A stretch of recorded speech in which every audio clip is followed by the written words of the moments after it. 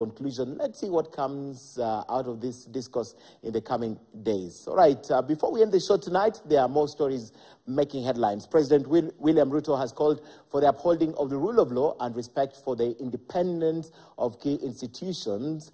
Speaking in Nairobi during the official launch of the strategic framework for the implementation of reforms in the National Police Service, Kenya Prison Service and the National Youth Service, the president reiterated the rule of law is the cornerstone of Kenya's democracy.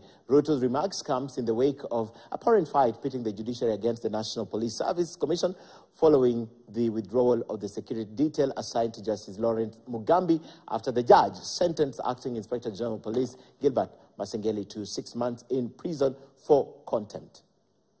As we digitize government services, we must onboard the digitization of police services, National Youth Service, and also our prison service.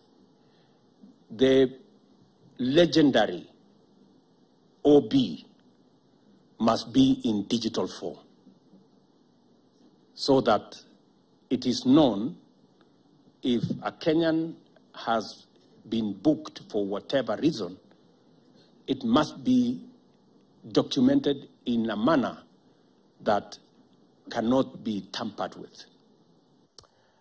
Now, Kenyans will be able to access a number of services, including renal